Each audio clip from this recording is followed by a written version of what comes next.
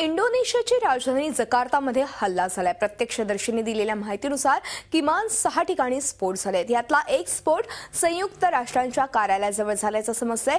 आतापर्यंत 3 पोलिसांसह किमान 6 जण ठार झाल्याची माहिती सूत्रांनी दिली आहे। रॉयटर्सच्या एका फोटोग्राफरनं दिलेल्या माहितीनुसार स्टारबक्स या कॅफेमध्ये स्फोट झालेला आहे। तसंच एका गच्चीवर लपून बसलेल्या अतिरेक्यांनी गोळीबार केल्याचंही या प्रत्यक्षदर्शीनं सांगितलंय। विशेष म्हणजे गेल्या काही आठवड्यांपासून अतिरेकी हल्ल्याचा धोका असल्याचा इशारा इंडोनेशियाला मिळाला होता। त्यानुसार पोलिसांनी अनेक भागांमध्ये शोध मोहीमही राबवली होती।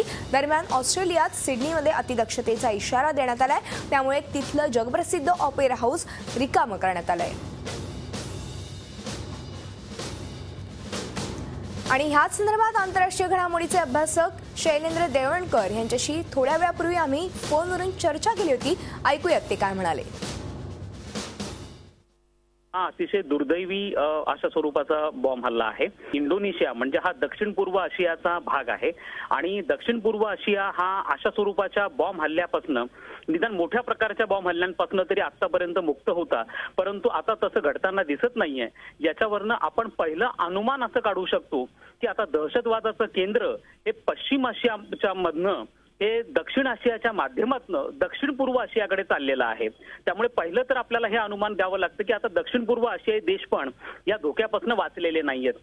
दुसरं तुम्हाला एक असा प्रवाह या हल्ल्यामागनं दिसून येतो की जे इस्लामिक देश आहेत आणि जे इस्लामिक देश पर्यटन स्थळ आहेत त्या ठिकाणी म्हणजे हा जो आजचा बॉम्ब हल्ला आहे हा प्रामुख्याने तिथल्या स्थानिकांवरती टार्गेट केला गेलेला नव्हता। हा हल्ला पर्यटकांना गृहीत धरून केला गेलेला हल्ला आहे।